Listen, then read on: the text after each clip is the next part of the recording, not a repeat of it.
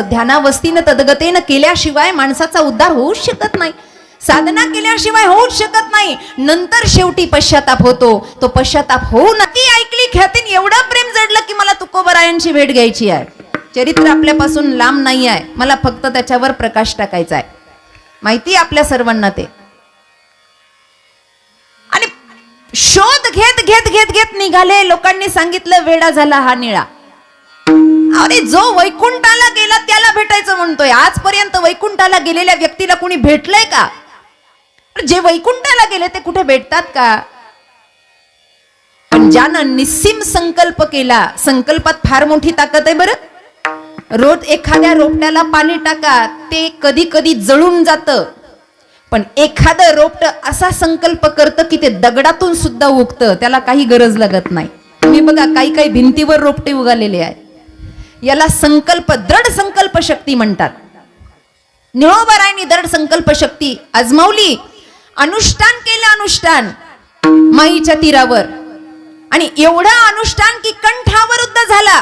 एवढी साधना आणि तोंडामध्ये एकच नाव, ज्याच्या नावाने यम थरथर कापतो, त्याचं नावाचा गजर चालू केला. तुकाराम तुकाराम राम घेतला कापरे, राम घेतला कापरे, राम घेतला कापरे. तुकाराम तुकाराम राम घेतला कापरे, राम घेतला कापरे, राम घेतला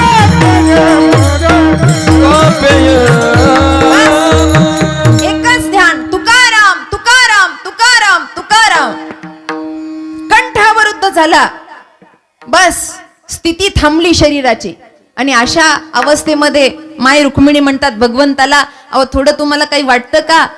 त्या निळोबाचं एवढं एकनिष्ठ भजन झालं, एवढा कंठावरुद्ध झाला, अहो श्वास रोखलाय. आणि लेकरासाठी तुम्हाला काही कसं वाटत नाही. तुम्ही जा. आई साहेबांना सांगितलं, भगवंतानं साधना पाहिली आणि भगवंत त्या ठिकाणी आलेत. निळोबाराय बसलेले साधना करत. आणि ज्याची वाट जग पाहत असा उभे विटेवरी उभा आहे तिथे. रूप सावळे सुख उभा आहे तिथे. कर कटेवरी आहे. आवाज दिला निळा. डोळे उघडले डोळे. कोण? अरे मी आलोय. मी कोण? अरे मी श्री विठ्ठल. मग पहिला भक्त असा झाला. मग अरे मग म्हणजे काय? मी आलोय. अरे तुला बोलिलो कुणी इथे? निळमने आम्ही नवखी देवा, निळमने आम्ही नवखी देवा, तू कयाचा धावा तेरी तैसे, तू कयाचा धावा तेरी तैसे. निळमने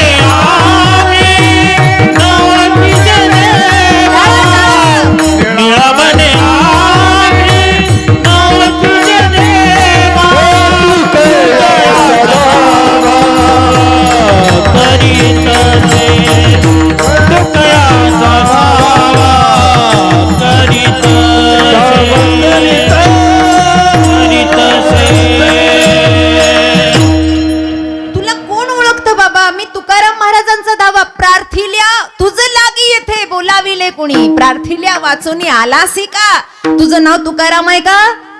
मग तू आलाच कसं काय? देवाला एवढं बोलण्याचं धैर्य साधारण व्यक्तिमत्वामध्ये नाही आहे. कळतं का? भगवंताला खजील झालं. भगवंताला मी कशाला आलो बुवा इथे? आणि मग भगवंत निळोबारायांच्या समोर आव्हान करतात. ठीक आहे, तुझ्या सद्गुरूंची प्राप्ती होईल. तुकोबांना सांगितलं, तुकोबाराय जावं लागतंय आता उपदेश करायला, जावं लागतंय आता दर्शन द्यायला. एवढं सामर्थ्य की वैकुंठाला गेलेल्या तुकोबारायला धरणीवर आणण्याचं सामर्थ्य महाराष्ट्राच्या संतांमध्ये आहे. एवढी दिव्य ज्योत इथे प्रगटलेली आहे. उपदेश असा कुणीही कुणाला कसा करायचा तेवढा अधिकार पाहिजे. आधी केले मग सांगितले. आधी उपासना केली, आधी सोडलं, मग लोकांना सांगितलं सोडा. नाथांकडे एक बाई आपल्या बाळाला घेऊन गेली आणि म्हणली, बाबा तुमचं सगळं गाव तुमच्या पाया पडतंय. सगळं गाव तुमच्या पाया पडतं. माझा मुलगा फार गुळ खातो, त्याला समजावून सांगा बरं. नाथ म्हणले ताई 2-3 दिवसानं या ना. का हो? म्हणले या, मी सांगतो 2-3 दिवसानंतर. 2-4 दिवसानंतर ती स्त्री पुन्हा आली आणि म्हटली बाबा तुम्ही म्हणले होते 2-3 दिवसानं समजावून सांगतो, आता बाळ माझं समोर आहे, सांगा बरं. नाथबाबांनी जवळ घेतलं, डोक्यावरून हात फिरवला. अरे बाळा, कोणतीही गोष्ट अति करू नये, अति केली की त्याची माती होते. गुळ जास्त खाऊ नये बरं का, हा शरीराला उष्णतादायक आहे. बाई म्हणली एवढं लेक्चर द्यायचं होतं तर त्या दिवशीच द्यायचं होतं. मला वाटलं फुकट तासभर प्रवचन ऐकायला भेटेल, एवढंच सांगायचं होतं, त्या दिवशीच सांगायचं. बाबा म्हणले त्या दिवशी मीच गुळ खाणं सोडला नव्हता तर याला कसं सांगू. विठ्ठल विठ्ठल.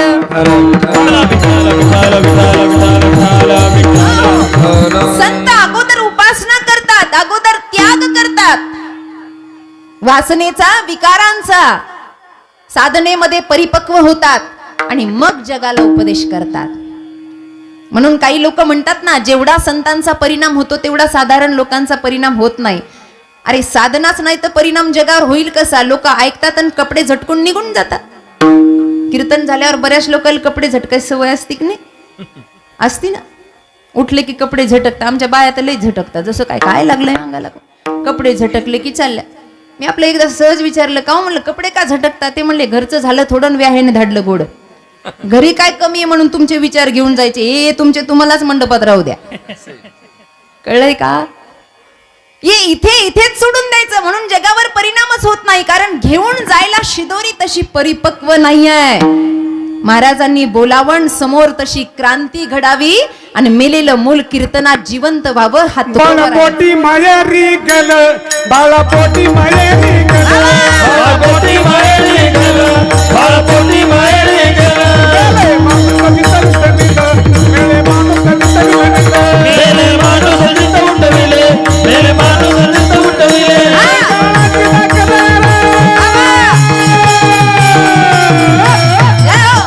कैसा वासुदा बोलता बोलो, कैसा वासुदा बोलता बोलो, कैसा वासुदा बोलता बोलो, कैसा वासुदा बोलता बोलो, कैसा वासुदा बोलता बोलो, कैसा वासुदा बोलता बोलो, कैसा वासुदा बोलता बोलो, कैसा वासुदा बोलता बोलो. मेलेलं मूल जिवंत करावं एवढी ताकद ठेवावी तुकोबरायांच्या साधनेनं. आणि आपण त्यांचा काहीच प्रसाद घेऊ नये. काय जीवन आहे आपलं, काय जीवन, काही प्रसाद घेऊ नये. काही प्रसाद विस्तार करायला तेवढा वेळ नाहीये.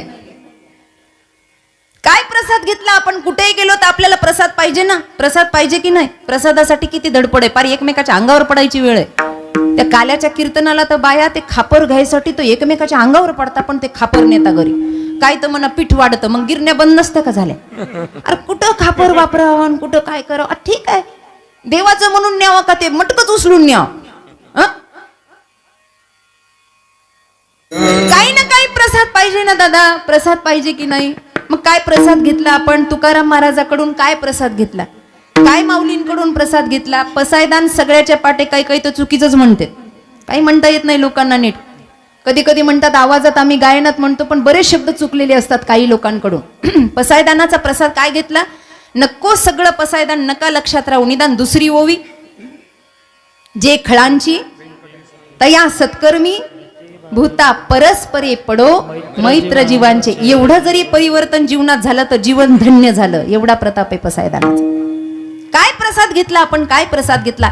इथपर्यंत जीवन जगत आलो, शतकं झाली, पण अजून संसाराचा कंटाळा आम्हाला येईच ना. अजून संसार आम्हाला वाईट वाटेच ना. तितकं मनायपुरतं असतं फक्त. काही काही बाया मला म्हणतात ना, दीदी कल्याण केलं तुम्ही जीवनाचं. मला बाया म्हणतात बरं झालं तुम्ही याच्यात पडला नाही. असं वाटतं कधी कधी सगळं सोडून द्या. आणि तुमच्या सोबत मी एका गावाला गंमतच केली. म्हणलं मी यंदा गाडी मोठी आणली, येतं का 5-6 जणी? त्या म्हणलं बाई आम्ही सहज म्हणलो, तुम्ही तर मनावरच घेतलं. असं कुणी कुणासाठी काही सोडत असतं का? सुटायची इच्छाच नाही ना.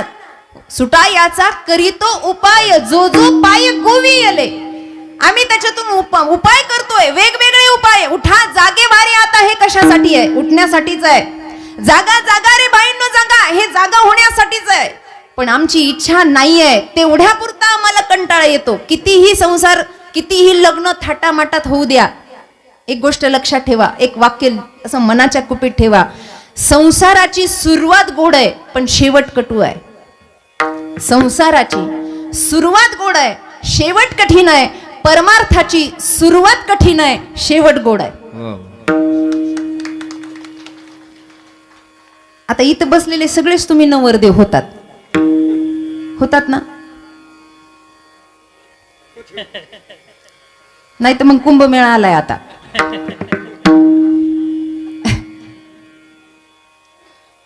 काय तो नवरदेव बुटा सहित मारुतीच्या मंदिरामध्ये देव आहे ना तो. आणि मग ते एवढं रुबाबात चालतं की बस त्याला वाटतं आज कोणाच्या बापाला व्हायचं नाही एवढी संधी आहे. आणि त्याच रुबाब करणाऱ्याला फक्त एकाच वर्षानं विचारावं ते म्हणतं काही नाही, काही खरं नाही, जे ते बरं आहे. झाकली मूठ 1.25 लाखाची कशाला उगाच. आमच्या बाया तर फार अवघड आहे फार. पण ह्या इतक्या आगाऊ आहे.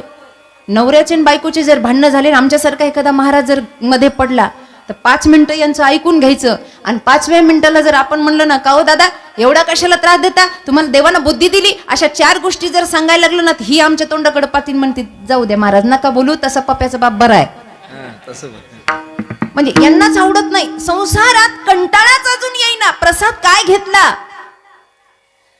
एवढे वर्ष झाले एवढे शतक झाले माऊलींचा हरिपाठ अजून शिळा होत नाही. माय ज्ञानेश्वरी अजून जुनी होत नाही. उलट ते नाविन्यानं रूप प्रगट होतं. आणि तोच प्रसाद जेव्हा आपण जीवनामध्ये अवलंबू तेव्हाच जीवनाचं हित होणार आहे, त्याच्याशिवाय होणार नाही. नाही तर याच्यात फसलोय ना निघायची इच्छा नाही. गटारामध्ये एखादं सुकर पडलेलं असावं. सुकर कळतं ना. सुकर अहो डुक्कर पडलेलं असावं गटारामध्ये. आणि त्याला उठण्यासाठी आणि काढण्यासाठी एखाद्यानं प्रयत्न करावा आणि त्याला वाचा फुटावी. असा प्रयोग झाला एका ठिकाणी. काही वाईट कर्म केलं मरून तो सुकर झाला डुक्कर झाला आणि त्याच गावाच्या गटारात फसला. मुलगा चांगला सत्संगी होता. त्यानं बापाचं श्राद्ध करावं म्हणून काशीवरून ब्राह्मण बोलवले. आपल्या हिंदू धर्माच्या मंत्रामध्ये फार मोठी ताकद आहे. पूर्वी काही बंदुकीच्या गोळ्या नव्हत्या. पूर्वी युद्ध करायचं म्हणल्यावर काय असायचे धनुष्य. आम्ही काय प्रचाराला आले का बोला ना तुम्ही. बाण होता की नाही. बाण असा डोक्यासमोर धरायचा मंत्र म्हणायचा आणि तो सोडायचा. तर्कसातला बाण त्यानं मनुष्य मरायचा. ही बाण शक्ती कुठून आली मंत्र शक्तीतून आली. बरोबर एवढं तरी पटलं. त्या मुलानं त्या ब्राह्मणांना आमिष दिलं तुम्ही एवढे विद्वान आहात तुम्हाला लोभ देतो मी पण काहीतरी असं करा की माझा बाप कुठे मला सांगा. ते फार तत्ववेते विद्वान होते. त्यांनी सांगितलं आम्हाला लोभाची गरज नाही आम्ही समाजाचं कल्याण करण्यासाठी आलोय.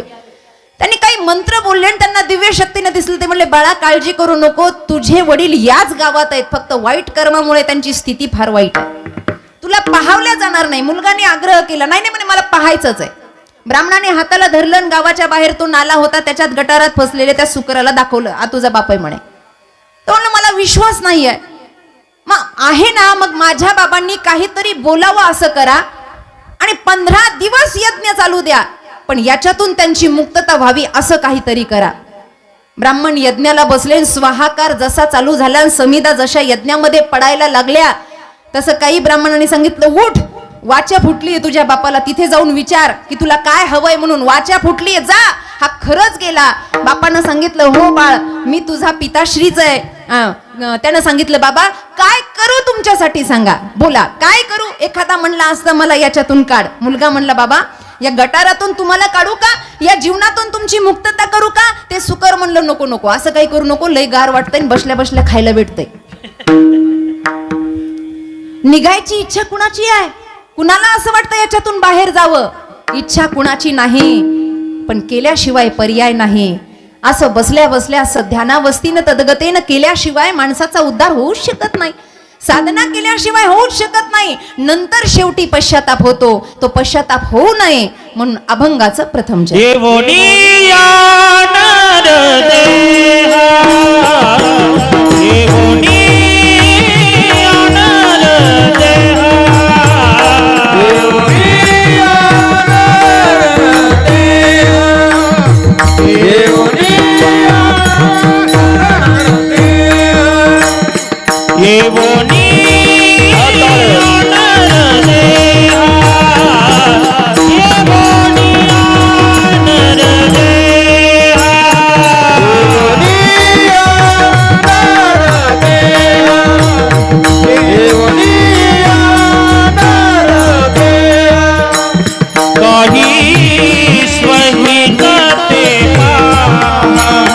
काही स्वहित ते पहा, काही स्वहित ते पहा, काही स्वहित ते पहा, नाही तरी व्यर्थ जन्म, नाही तरी व्यर्थ जन्म. काही स्वेत ते पहा, काही स्वेत हे काही स्वेत ते पहा, काही ते पहा, नाही तरी व्यर्थ जन्म,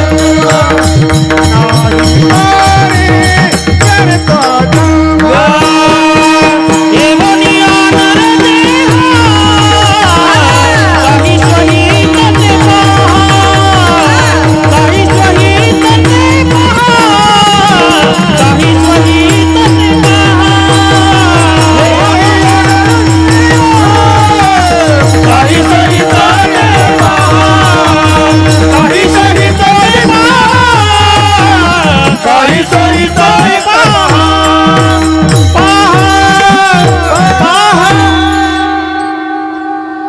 इथे आलोय ना आपण, येऊन या नरदेहा. बर हा नरदेह तरी आम्हाला कळलाय काय, मिळालाय. आता ती कोटी आहे, बऱ्याच जणांना ती माहिती आहे. काहींना मिळाला, काहींना कळाला नाही, काहींना कळाला मिळाला नाही, काहींना मिळालाही नाही, कळालाही नाही, काहींना कळालाही आणि मिळालाही. हं? ज्यांना कळालाही नाही मिळालाही नाही ते उकिरड्यावर लोळणारे पशुपक्षी आहे. ज्यांना मिळाला पण कळाला नाही त्याच्यामध्ये आपण आहेत. मिळाला पण कळालं नाही. औट हाथ का मानव दे अल्लाह ने तुझे दिया, खाया पिया सुख से सोया, खाया पिया सुख से सोया, नाग जमाना खोया, खाया पिया सुख से सोया, खाया पिया सुख से सोया, नाग जमाना खोया. कमल मुख राम भजन को दिया, कमल मुख राम भजन को दिया, कमल मुख राम भजन को दिया, कमल मुख राम भजन को दिया. बेकार वो मुख है जो हरि का सुमिरन ना किया करे, कमल मुख राम भजन को दिया. हे सगळं झालं पाहिजे. मिळालं पण कळालं नाही. किराणा दुकानदार होता, एक लेकरू समोर खेळत होतं त्याच. आता बाप पैसे मोजत होता, 1 2 3 अशा हिरव्या नोटा होत्या, हिरव्या 500च्या हिरव्याच आहेत ना, हिरव्याच आहेत का, कशा आहेत, पारवे आहेत, हा होत्या का पहिले, आता कशा आहेत.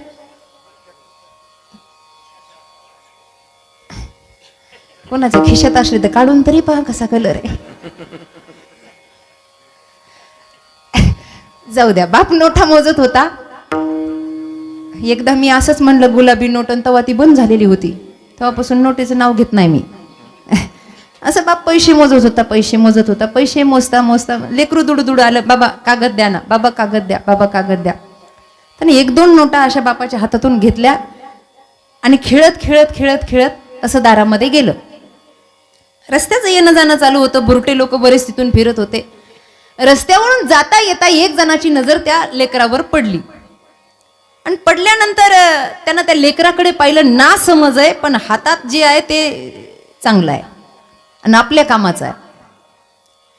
आता किराणा दुकानदार म्हणल्यावर खाण्यापिण्याला तिथं कमी नाही. त्यानं विचार केला, हे लेकरू काही खाण्यापिण्यावरून भाळणार नाही.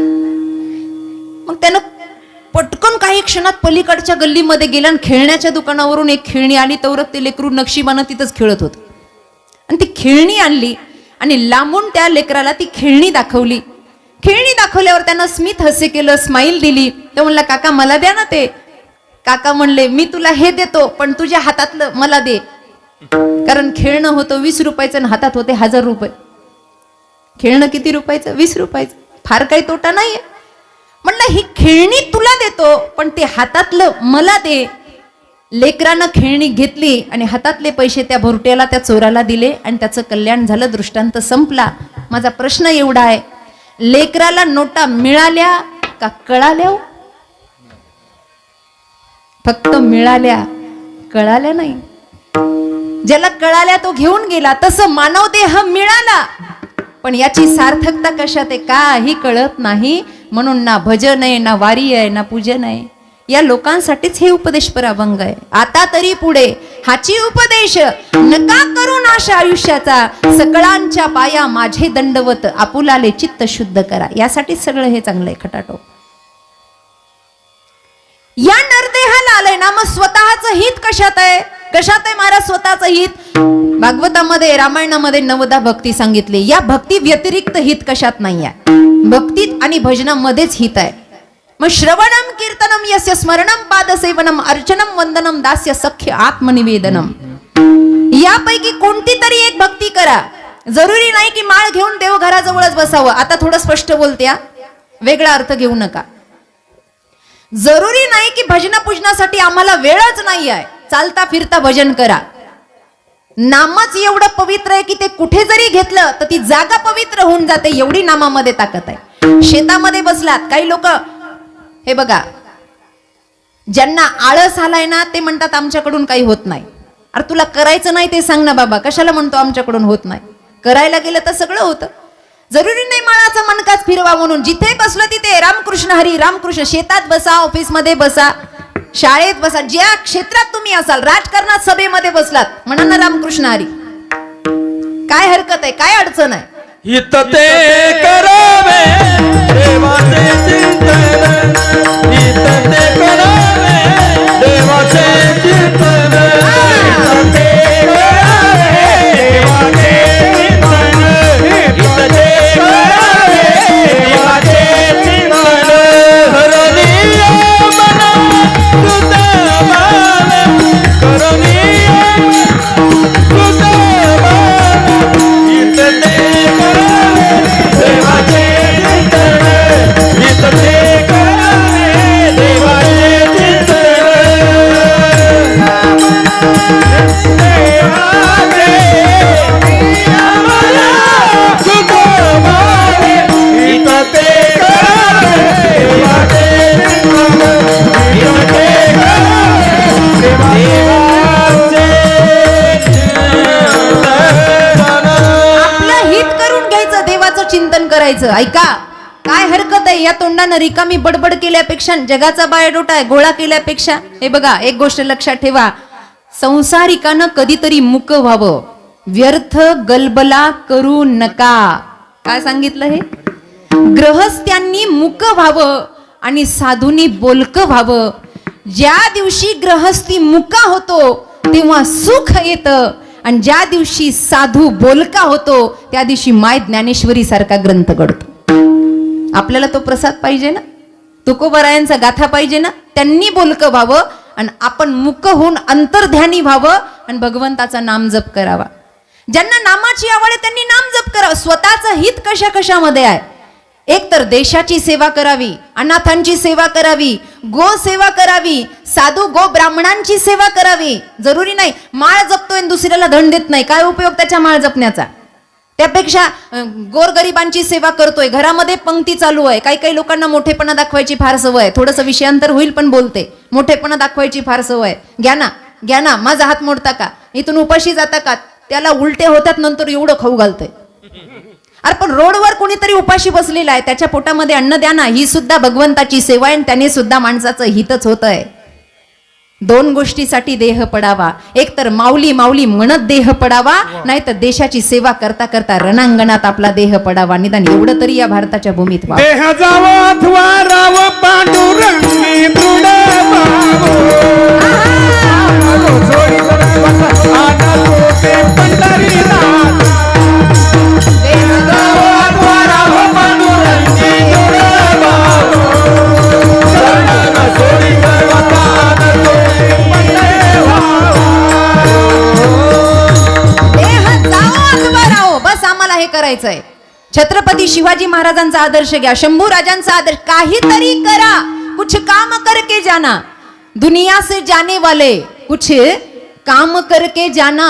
दुनिया से जाने वाले जाते हैं रोज लाखों बेकार खाने वाले. काहीतरी करून जावं. मेरी जान जाए वतन के लिए, बहे खून मेरा चमन के लिए, बहे खून मेरा चमन के लिए, चमन के लिए. मेरी जान के वतन के लिए, मेरी जान है वतन के लिए, वतन के लिए. काहीतरी करावं. काहीतरीच करू नये. काहीतरी करावं. लोक म्हणतात काही करण्यासाठी, भजन करण्यासाठी अजून बाकी आहे. बाकी काहीच नाही आहे, सगळं झालेलं आहे. बाकी काही आहे का टाळकरी? बाकी काही आहे का? बाकी काही नाही, सगळं झालेलं आहे. लोक म्हणतात बाकी आहे. काय बाकी आहे? फक्त जीव जायचं बाकी आहे. बाकी काहीच बाकी नाही आहे. सगळं तयार आहे. सगळं. तुमचं गाव कोणतं आहे? नळवाडी. नळवाडीत असं कधी झालं का की माणूस मेला? मरू नये पण मेला. आणि मेल्यानंतर कापड दुकानवाल्याला किंवा त्या सुदगिरीला एखाद्यानं फोन केला, ओ साहेब आमच्या गावातला माणूस मेला, हो पांढरा कपडा तयार आहे का? मग त्यानं म्हणावं, नाही हो पांढरा कपडा तयार करायला 15 दिवस लागतील, तोपर्यंत शेव तसंच ठेवता का? असं कधी झालं का? झालं का? पांढरा कपडा तयारच आहे, फक्त जीव जायचा बाकी आहे. पांढरा कपडा गुंडाळायला तयार आहे, उधळायला गुलाल तयार आहे, गळ्यात घालायला फुलाच्या माळा तयार आहेत, रडायला घरचे तयार आहेत, वाट लावायला गावचे तयार आहेत. फक्त तू मर. अरे बाकी काय आहे जीवनामध्ये? काही नाही. पण त्यांना बसल्या बसल्या भजन करणं जमत नाही का? काहीतरी करा ना बाबा. असं जीवन व्यर्थ गमवणं नाही. मग काय? श्रवण करा. 9व्या अध्यायाची पहिली ओवी आहे, तरी अवधान ऐकिले दीजे, मग सर्व सुखासी पात्र होईजे. हे प्रत्युज्ञोत्तर माझे उघड ऐका. नाही फार अवघड जमत नाही. गीता वाचता येत, ज्ञानेश्वरी. कीर्तनाला गेल्यावर तर कीर्तन ऐकावं का नाही? पण डाव्यात बसलं का कावळ्याकडे लक्ष, कीर्तनात बसलं का चपलाकडे लक्ष. नवी आणली नेतं काय कोणी, काय काय तर एवढे विचित्र. या कोपऱ्यात एक चप्पल तर त्या कोपऱ्यात एक चप्पल, म्हणजे चोराला चोरता यावं नाही. एवढे बाप माणसं आहेत काही काही. श्रवण करायला बसल्यावर श्रवणाचे, आता ओघात आलं म्हणून भागवतातलं काही वर्णन सांगते श्रवणाचं. काही काही श्रोते कसे आहेत, काही प्रकार सांगितले श्रवण करण्याचे. त्यामध्ये एक हंस श्रोता आहे, एक मीन श्रोता आहे, एक उष्ट्र श्रोता आहे, एक वृक श्रोता आहे, एक सरोता आहे. असे काही श्रोत्याचे प्रकार आहेत. आता हंस श्रोता, ऐकल्यानं कल्याण होतं. राजा परीक्षितानं काहीच केलं नाही, फक्त ऐकलं. श्रवणे परित्री करता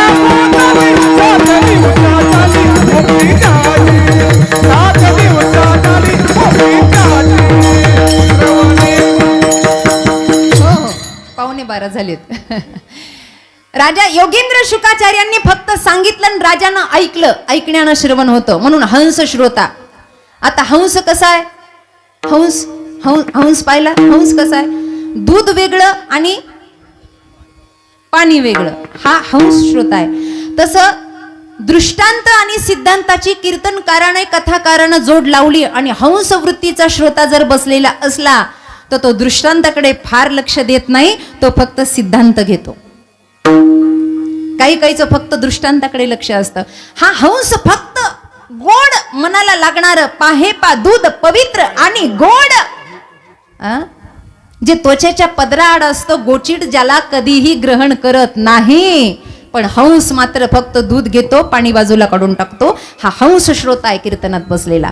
दुसरा आहे मीन श्रोता. मीन पासा, मासा जसा पाण्यामध्ये आहे, पाण्यामध्ये मासा झोप घेतो, जावे त्याच्या वंशा तेव्हा कळे.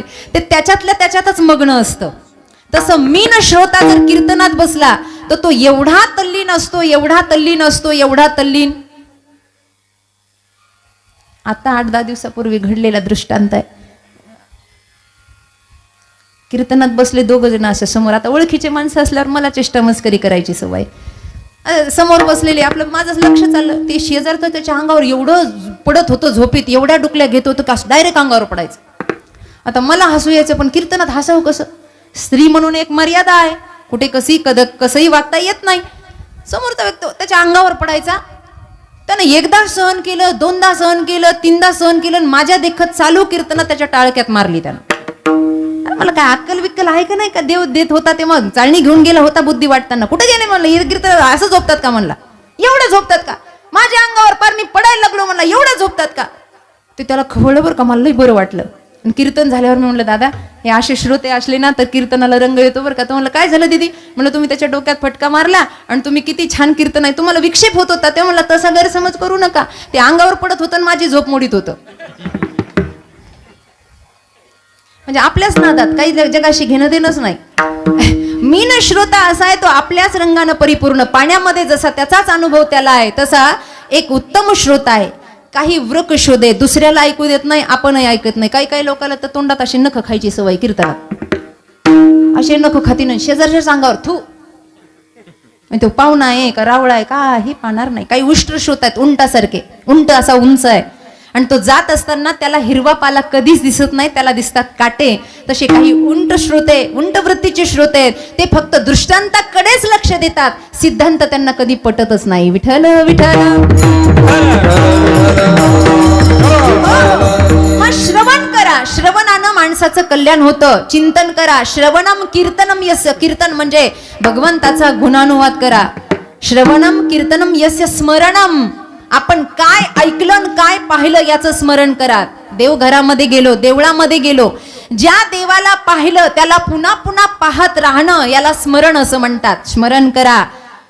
श्रवणम कीर्तनम स्मरणम यस्य पाद सेवनम. भगवंताची अर्चना करा, आरती करा, रोजच्या देवघरातल्या देवांची पूजा करा आणि त्या देवासाठी नैवेद्य रोज तुम्ही तयार करा. हे गृहस्थ जीवनाचे काही नियम आहे, याच्यापासून माणसाच्या जीवनाला वळण लागतं.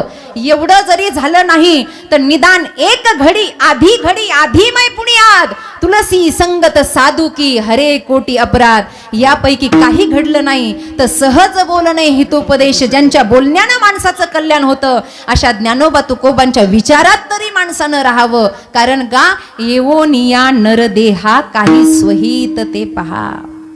स्वतःचं हित करून घ्यायचंय. आणि जर याच देहामध्ये असून स्वतःचं हित कळलं नाही तर काय होतं दुसरं नाही तरी व्यर्थ जन्म, नाही तरी व्यर्थ जन्म, नाही तरी व्यर्थ जन्म, नाही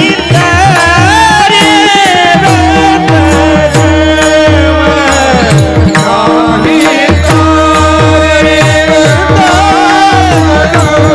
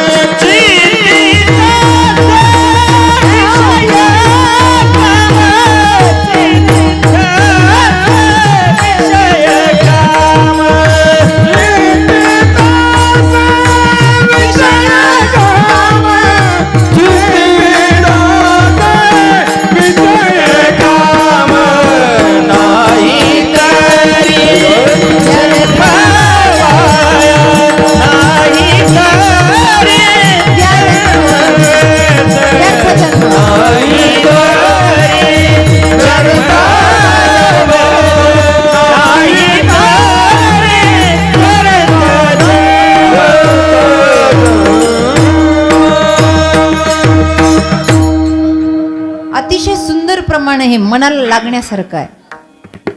नाही तरी व्यर्थ जन्म. आद्यगुरु शंकराचार्यांचं या प्रमाणाला लागणारं एक अष्टक आहे. शरीरम स्वरूपम तथा वा कलत्रम यशश्चारु चित्रम धनम मेरुतुल्यम मनश्चेन लग्नं प्रभोरम त्रिपद्मे ततः किं ततः किं ततः किं ततः किं षडंगादि वेदो मुखे शास्त्र विद्या षडंगादि वेदो मुखे शास्त्र विद्या कवित्वादि गद्यम सुपद्यम करोति मनश्चेन लग्नं प्रभोरम त्रिपद्मे ततः किं ततः किं ततः किं ततः किं. याचा अर्थ असा होतो, नाही तरी व्यर्थ जन्म. शरीर कितीही सौंदर्यवान असू द्या, ऐका, कितीही सौंदर्यवान असू द्या, मेरू पर्वता समान धन असू द्या, पण आद्यगुरु शंकराचार्य म्हणतात जर मन भगवत चरणी तदाकार नसेल तर ततः किम म्हणजे धिक्कार आहे त्या जीवनाचा. षडंगादि वेदो मुखे शास्त्र विद्या. वेद पुराण मुखदगत आहेत, उपनिषद मुखदगत आहेत, उलटेही गाता येतात, सुलटेही गाता येतात, गद्यानंही गाता येतात, पद्यानंही गाता येतात. षडंगादि वेदो मुखे शास्त्र विद्या कवित्वादि गद्यम सुपद्यम करोति पण मनश्चेन लग्नम. मनश्चेन, माझ्याकडे लक्ष द्या, मनश्चेन लग्नम प्रभोरम घ्रिपद्मे ततः किम ततः किम ततः किम. जर मन लागत नसेल तर या सगळ्या गोष्टींचा धिक्कार आहे. याच्यावर माऊलींची ओवी आहे, माझी या भक्ती वीण जळोते जियाले पण अगा पृथ्वीवरी पाषाण नसती काही. आणि यावरच नाथांचा अभंग आहे, भक्ती वीण पशु कशासी वाढला सटवीने नेला कैसानी. पुढचं फार अवघड आहे, आता सांगत नाही. विठ्ठल विठ्ठल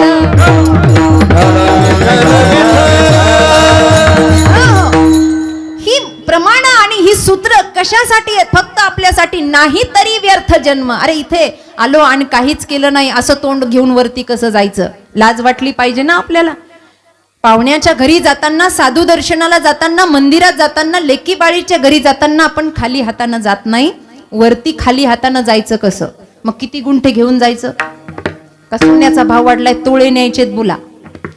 काय न्यायचं वरती? काही नाही. सत विचारांची गाठोडी आहे, माऊलींच्या भूमीत आहे. वरती गेल्यावर विचारण्यात येईल कुठून आलात, तर लाज वाटली पाहिजे हे सांगायला. अरे माऊलींच्या भूमीतून आलोय पण काहीच केलं नाही. गर्व वाटला. क्या किया तूने जीवन गमा दिया, तूने जीवन गमा दिया, जिससे पाना था उसको खो दिया, जिससे पाना था उसको खो दिया, जीवन गमा दिया. काहीच केलं नाही, काहीतरी करावं या भूमीसाठी. भूमी पवित्र आहे. एक प्रसंग सांगून जाते. 12:15 पर्यंत मला सेवा आटोपती घ्यायची आहे. संकेत आलाय, ऐका. संकेत असाच आलाय महाराज, ऐका. एक प्रसंग आहे, आवडला तर सगळ्याच क्षेत्रातल्या माणसांसाठी हा प्रसंग आहे. राजकारणातली काही भावंड बसली आहेत, समाजकारणातली बसली आहेत, काही आदर्श शिक्षक आहेत, काही व्यापारी आहेत. आपण सगळ्यांसाठीच एक छोटासा दृष्टांत आहे. सांगू का? सांगू ना? हा, ऐका, इकडे लक्ष द्या फक्त. प्रसंग रामायणातला आहे. या भूमीवर आपण भार होऊ नये. संपूर्ण अभंग माझा आज सुटेल की नाही सुटेल मला माहित नाही. जेवढा मला बोलता येईल तेवढं मी बोलते. रावण मरायच्या वेळेला, मरायच्या प्रसंगाचा हा अनुभव आहे. बाण लागला नाभी कुंडामध्ये, बर का पुरुष मंडळी इकडे बघा. बाण लागला आणि रावण खाली पडला. लक्षपूर्वक ऐका. रावण जसा खाली पडला, माता भगिनींनो ऐका, फार महत्वाचं सांगते आहे, ऐका. रावण खाली पडला, प्राण तळमळायला लागला. नियम असा होता, भगवंताचं दर्शन झाल्याशिवाय जीव जाणार नाही. भगवंताने तसं वचन, मी दर्शन देणार असं ठरलेलं होतं. तो प्रसंग अध्यात्म रामायणातला फार मोठा आहे, ऐका. काही वेळ बाकी राहिला आणि काही सैनिकांनी जाऊन पटकन निरोप दिला मंदोदरी मातोश्रींना. आई साहेब म्हणले वेळ थोडा राहिलाय, काही बोलायचं असेल तर बोलून घ्या. आयुष्यभर मंदोदरी समजावून सांगत होती पण त्याला कळालं नाही. शेवटी मंदोदरी माता त्या भूमीवर आल्या. प्रभू रामचंद्र हे दुःख सहन होत नाही, कारण एका सीतेमुळे सगळ्या स्त्रिया, बऱ्याच स्त्रिया विधवा झालेल्या होत्या. प्रभू रामचंद्र एका बाजूला जाऊन एका कोपऱ्यात जाऊन अश्रू गाळत होते, रडत होते. अंगावरचा पितांबर हातात घेऊन डोळे पुसत होते. पितांबर ओला झालेला होता. प्रसंग फार महत्वाचा ऐका. मंदोदरी माता जेव्हा रावणाच्या जवळ आल्या तेव्हा रावण जिवंत होता आणि आई साहेबांनी रावणाला विचारलं, का हो, काय केलीत अवस्था? काही पटतंय तुमच्या मनाला? ही तुमची अवस्था का झाली आणि काय केलंय तुम्ही? कळतं तुम्हाला तुम्ही कोण होतात? अहो, सौंदर्याच्या बाबतीमध्ये तुम्ही कमी नाही. रावण जरी राक्षस कुळातला होता तरी सुद्धा सुंदर होता. 10 आनंद, फक्त 10 मुखच नव्हते तर 10 प्रवृत्त्या सुद्धा होत्या. एवढं सगळं आहे तुमच्याकडे. काय कमी होती तुमच्याकडे सांगा मला? सौंदर्याच्या बाबतीत कमी नाही, संपत्तीच्या बाबतीमध्ये तुम्ही कमी नाही. काशा पितळाची सोडा, सोन्या नाण्याची घरं लंकेमध्ये आहेत. कशानं तुम्ही कमी नाही? कुबेराला तुम्ही कंगाल केलं, काय कमी आहे तुमच्याकडे? रावणाची टाप नाहीये बायकोच्या डोळ्यात डोळे घालवायची, चूक झाली आहे. रावण खाली पाहतोय. ऐका, मंदोदरी मातोश्री म्हणतात, धनानं तुम्ही कमी नाही, मानानं तुम्ही कमी नाही, आणि बळानं, अहो काय शक्ती होती तुमच्यामध्ये. तुम्ही पाय आदळला तर कैलास पर्वताला घाम फुटला, डगमगू लागला. जेव्हा तांडव स्तोत्र रावणाने म्हणलं, जटाटवी गलत जल प्रवाह पावितस्थले, जटाटवी गलत जल प्रवाह पावितस्थले, गले वलम गलम पेना भुजंग तुंग मालिका. पुढचं म्हणत नाही. एवढं म्हणलं, पाय आदळला, डगमगायला लागला. काय शक्ती कमी होती तुमच्याकडे? नवग्रहाला सगळे घाबरतात. अशा नवग्रहातला सगळ्यात भयानक ग्रह शनी मागे लागला की घाम फुटतो. त्या शनीला टाचे खाली तुम्ही रगडलत. काय कमी होती तुमच्याकडे? आणि एवढं सगळं असताना एका बाईसाठी तुम्ही हे सगळं पणाला लावलं. एका बाईसाठी, एका स्त्रीसाठी तुम्ही हे सगळं पणाला लावलं. मंदोदरी माता बोलते आणि बोलत बोलत त्यांना आठवण झाली आणि त्या पुढे निघाल्या. वानर सैनिकांनी रस्ता अडवला. कहां जा रही हैं आप? बोले मुझे उनसे मिलना है. किनसे? जिन्होंने मेरे पति को अभी बाण मार दिया, उनसे मुझे मिलना है. वानर सैनिक हुशार होते. जाऊ द्या म्हणे, जाऊ द्या. हळूहळू दबक्या पावल्यानं सीता मातोश्री तिकडे निघाल्या. आणि निघाल्यावर एका कोपऱ्यामध्ये प्रभू रामचंद्र डसडस रडतायत, अश्रू गाळतायत. पितांबर ओला झाला, अंग उघडं होतं. अंगावरचा पितांबर काढून घेतला होता, अंग उघडं होतं. दबक्या पावलानं मातोश्री हळूहळू जवळ गेल्या आणि जवळ गेल्याबरोबर थांबल्या. भगवंताला चाहूल लागली. कुणीतरी आलं, तिरक्या नजरेनं पाहिलं, कुणीतरी परस्त्री उभी आहे. पटकन मांडीवरचा पितांबर घेतला, झटकला आणि अंग झाकून घेतलं. मंदोदरी माता तिथेच थांबल्या. रामचंद्राने विचारलं, कौन हो आप? बोले मैं वही अभागी हूं जिसके पति को अभी आपने बाण मार दिया. मैं वही अभागी नारी मंदोदरी हूं. बोलो देवी जी, क्या बात करनी है? काय बोलायचंय तुम्हाला? जरा पुढे या. मंदोदरी माता म्हणते, आता मला काहीच बोलायचं नाही. माझं बोलणं थांबलं. मला फक्त पाहायचं होतं. जे मी पाहिलं ते पाहिलं, पण या भूमीला मी साष्टांग नमन करते. रामचंद्राने विचारलं, का? तेव्हा मंदोदरी मातोश्रींचं उत्तर ऐका. एक माझा पती बाईसाठी सगळं पणाला लावतो, आणि एक तुम्ही आहात की परस्त्रीची सावली सुद्धा सहन करत नाही. असा राम या भारत भूमीला मिळाला, याचा मला गर्व वाटतो. याचा मला गर्व वाटतो. ही राम भूमी आहे, ही छत्रपती शिवाजी महाराजांची भूमी आहे. आणि इथे येऊन जर काही केलं नाही तर व्यर्थ जन्म होणार नाही काय आपला? काय नेणार आहेत आपण सोबत? काय येणार आहे आपल्या सोबत? काही नाही, दमडी सुद्धा नाही. कच्चं अन्न बांधतात ना त्या तिरडीला, कच्चं अन्न बांधतात की नाही? बांधतात की नाही?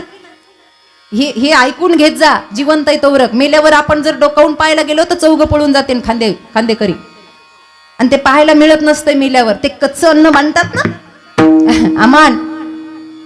राम नाम सत्य म्हणता म्हणता ते कच्चं अन्न असतं, ते सुद्धा आपल्या सोबत येत नाही. सोन्याचा मणी तोंडात घालतात, येत नाही. काय येतं? आपण सगळे अनुभवी बसलेले आहात. मी आपलं लेकरू आहे. मग एवढं सगळं जर आपल्या मनाला पटतं, कळतं, वळत का नाही? का अनादिकालाची ही संसाराची निद्रा आपल्याला लागली आहे? का आपण याच्यातून जागा होत नाही? का आपला डोळा उघडत नाही? पाळण्यात एकडा डोळा उघडला, पण संसार निद्रेत असे माणसं झोपलेत की काही काहीचे अजूनही डोळे उघडलेले नाहीयेत, अजूनही उघडायला तयार नाहीयेत. का का का ही घटना? कारण आम्ही त्या पात्रतेचे नाही आहेत. इथे येऊन जर ते आम्ही अपात्र राहिलो तर नाही तरी व्यर्थ जन्म. चिंतित असे विषय काम, फक्त विषयाचं सेवन. माझ्याकडे लक्ष द्या. होऊ द्या तिकडं काय व्हायचं तर आपल्याला काही घेणं देणं नाही. आपल्याला वेळेवर खायला भेटलं ते बस झालं. चिंतित असे विषय काम. पशु पक्षी विषयाचं चिंतन करणार त्यांचं काम आहे. त्यांना संसार नाही काय? काय कुत्र्या मांजरांना पिलं होत नाही का? आपल्याला मुलं होतात त्याचं साखरपान वाटायचं एवढं काय कौतुक आहे? वेगळं काय करतो आपण? काय करतो वेगळं? असंही पशु पक्ष्यांसारखं जीवन आहे आपलं.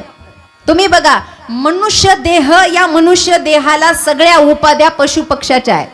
सगळ्या उपाध्या. उदाहरण म्हणून सांगेल, एखादा मनुष्य जर चालायला लागला असा रुबाबामध्ये, तर आपणच काय म्हणतो? काय वाघासारखा चलतो किंवा काय सिंहासारखा रुबाब आहे हो याचा. एखादी स्त्री गोड गायन करायला लागली, आपण काय म्हणतो? काय कोकिळेसारखा आवाज आहे. आणि एखाद्याला स्वर ताल नसल, लोक म्हणतात काय कावळ्यासारखं काव काव करताय. विनाकारण कोणी बडबड करतं, माणूस आहे पण लोक काय म्हणतात? त्याला सवयच आहे कुत्र्यासारखी भुंकायची. 10 वाजेपर्यंत झोपेतून उठत नाही. आई बाप म्हणतात गाढवासारखं लोळतय. दिवसभर खातं, लोक म्हणतात बकरी सारखं चरतय. दिसायला माणूस आहे, उपमा कुणाच्या आहे?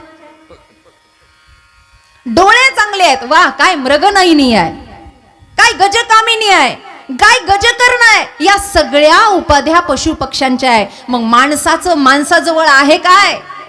अरे माणसाजवळ एकच आहे, त्याचं शुद्ध मन, त्याची शुद्ध बुद्धी, जी परमात्मचरणी त्याला विलीन करून घेता येते. एवढंच आहे. आणि ती विलीन केली तरच या जीवनाची प्राप्तता आहे, सार्थकता आहे. आणि ती विलीन करून घेण्याचं माध्यम वारकरी संप्रदायात एकच आहे. विठोबा रखुमाई.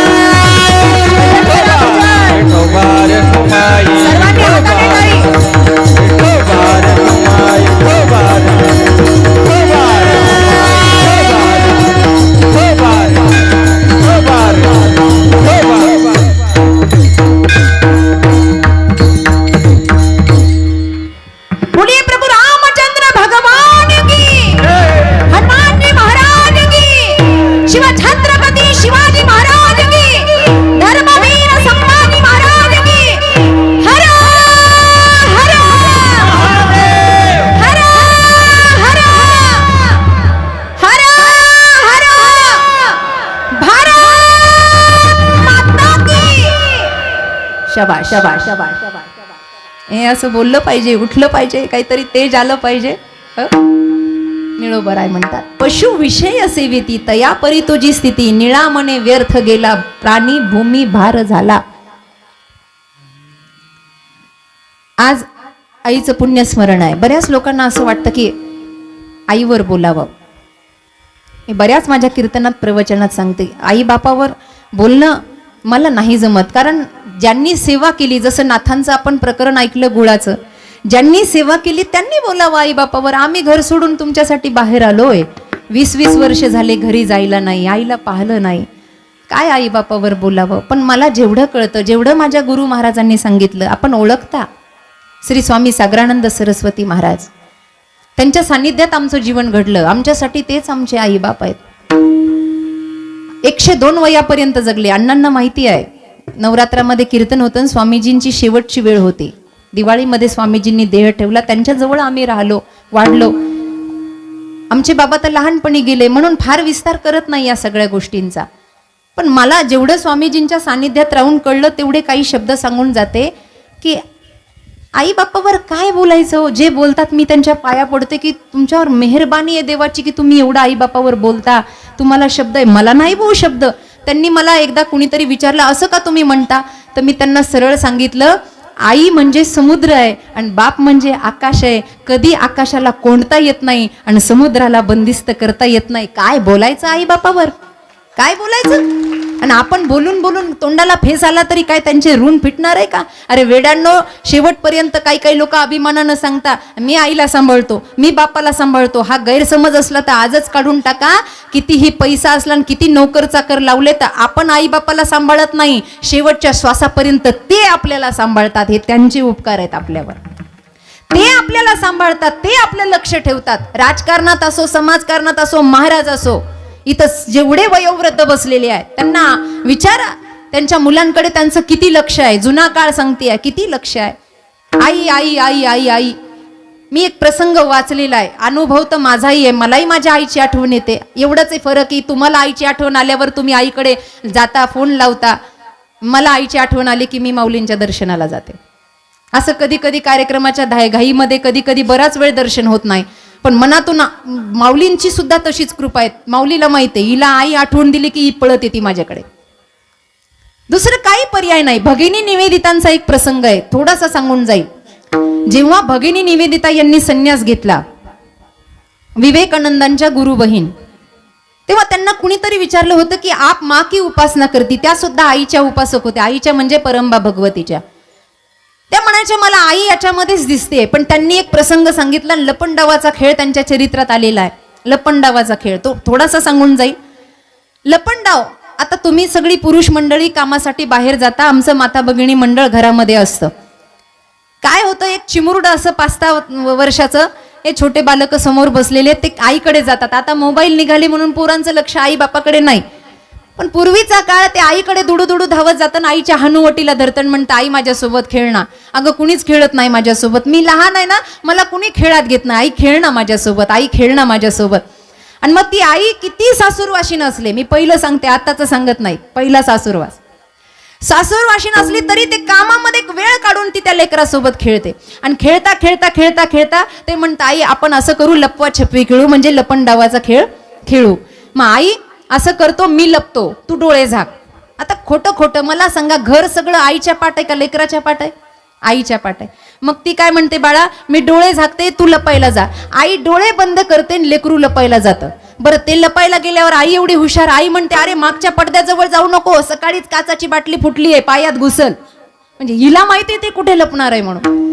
आणि मग ते तरी सुद्धा जातं, पडद्याच्या मागे लपतं आणि तिथूनच म्हणतं 10, 20, 30, 40, 50 असं 100 पर्यंत मोजतं. आणि तिथूनच म्हणतं आई ग मी लपलो बरं का, मला ये ना शोधायला, मला शोधायला ये. आणि मग आईला वेळ असतो आणि ती हळूहळू पावलानं जाते आणि अलगी असं नटखटपणा की अरे तू कुठं गेला आणि मला सापडत नाही, नाही गण कुठे शोधून वगैरे वगैरे. झालं की 5-10 मिनिटं इकडे तिकडे, त्याला असा एवढा अभिमान येतो की मी सापडत नाही आईला. हे सगळं तुमच्या जीवनात घडलेलं आहे, आपल्या जीवनात घडलेलं आहे.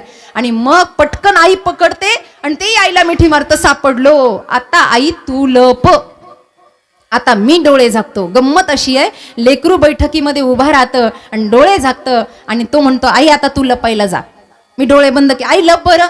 आई लपण्यासाठी येते मागच्या वाड्यामध्ये, तोच सासूबाई म्हणते अगं शेजारणीकडे आपली गहू चाळायची चाळणी आहे, घेऊन ये जा. आणि ती लपायच्या ऐवजी सासूबाईचं ऐकायचं म्हणून मागच्या दारानं तशीच निघून जाते. आणि हे म्हणतं आई 10, आई 20, आई 30, 100 पर्यंत मोजतं. आईचा काही प्रतिशब्द येत नाही. त्याला वाटतं आई आता माझी गंमत करते, आई लपली आहे. भगिनी निवेदिता म्हणतात ते लेकरू आता आईला शोधायला निघालं आणि त्यानं सगळं घर पायाखाली घातलं, त्याला त्याची आई कुठेच भेटली नाही. भगिनी निवेदिता म्हणते अर्धा तास झाला, 1 तास झाला, आजीनं खाऊ आणला, आजोबानं खेळणी आणली, ते म्हणतात नाही मला हे काही नको, मला फक्त माझी आई पाहिजे. अरे 1 तासासाठी आई बाहेर गेली तर या लेकराचा जीव कासावीस झाला. ज्यांच्या जीवनातून कायमची आई गेली त्यांचे हाल काय असतील, त्यांची अवस्था काय असेल.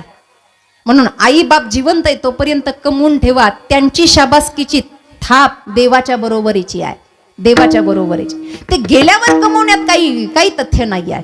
याच्यापेक्षा जास्त आई बापावर त्यांच्यावर बोलून त्यांचे ऋण नाही फिटू शकत.